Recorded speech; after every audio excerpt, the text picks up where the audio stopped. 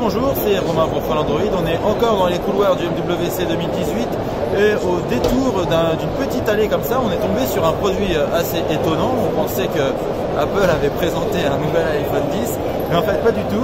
C'est la marque Ligoo qui est une marque chinoise qui a lancé un smartphone Android avec une interface avec un notch. Donc ils disent notch, donc c'est la fameuse encoche de l'iPhone 10, l'encoche de l'iPhone 10, pardon. Alors bon, c'est le format, c'est moi qui ai testé l'iPhone 10 pour Folle Android. Du coup j'ai vu les deux produits. Alors bon, c'est vraiment une mauvaise copie de l'iPhone 10.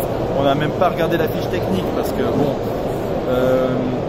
ce qui attire c'est l'encoche. Donc on se dit à première vue c'est quelque chose qui ressemble de très loin, mais de très près on se rend compte que les matériaux sont de très mauvaise qualité. Alors ce qui ressemble à l'iPhone c'est bien évidemment la petite encoche du haut. La qualité d'écran est très loin de celle du smartphone d'Apple, hein, même si on n'est pas forcément fan de tout ce que fait Apple. Il faut bien reconnaître que là on en est loin.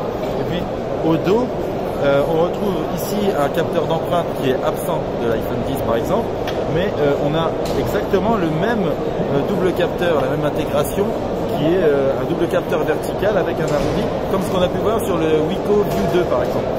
Alors, ce qui se passe, c'est que chez Wiko, par exemple, on a fait quand même quelque chose d'assez élégant. Ici, c'est du mauvais plastique. Le lecteur d'empreinte ne répond pas très bien.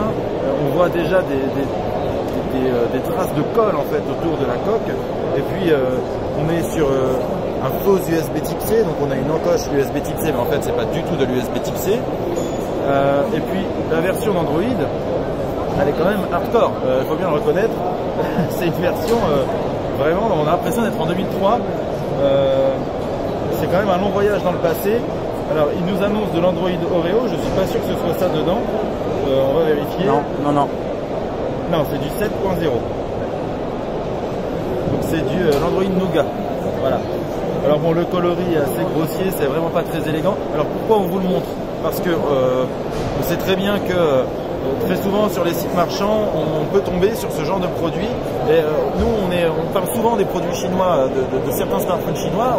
On vous les teste, on vous les montre. Par exemple, le smartphone Xiaomi. On vous a aussi montré le Meiz Alpha cette année, qui était un produit qui était plutôt pas mal.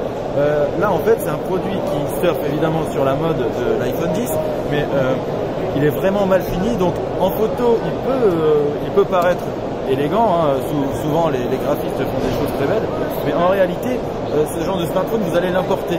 Donc si vous importez ce téléphone, vous allez être énormément déçu. Alors il est probablement pas cher, ça doit coûter 150 €, on n'a pas demandé les prix ici au stand, mais c'est quelque chose qui doit coûter entre 150 et 200 €. Alors mis à part l'encoche, franchement il n'y a pas grand chose d'intéressant. Donc si vous voyez cet iPhone 10 sous Android, fuyez tout de suite.